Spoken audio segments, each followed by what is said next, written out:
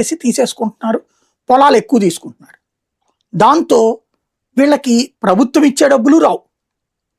రెండవది వచ్చేటప్పటికి కౌలు డబ్బులు ఇవ్వాలి వీళ్ళు.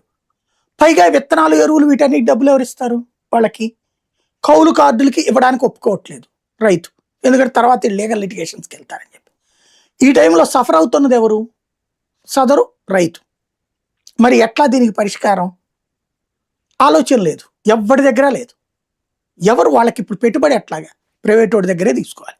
విత్తనాలకి, ఎరువులకి, కూలీలతో పని చేయించుకోవడానికి అవసరమైతే, ఆ తర్వాత సరుకు రవాణాకి, ప్రతిదానికి డబ్బులే కదా. ఆ డబ్బులు ఎక్కడి నుంచి వస్తాయి?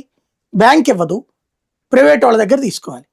బ్యాంకులో వడ్డీ రూపాయికో, ₹10 పావలకో వస్తాయి. పావల వడ్డీ రుణాలు, ₹10 రుణాలు, రూపాయి.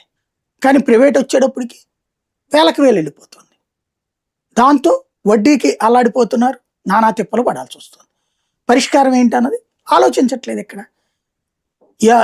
ఇలాగ కౌలు తీసుకునేటటువంటి వాళ్ళే ఇవాళ రోజున 100కి 50 మంది 100కి 50 మంది కౌలు తీసుకుంటున్న వాళ్ళే. ఒరిజినల్ రైతులు పండిస్తోంది 20% మందే. మిగతా 30% మంది రైతు అక్కడ కూర్చుని కూలీలతో పని చేయించుకుంటున్నాడు. ఇది ప్రస్తుతం సిస్టమ్.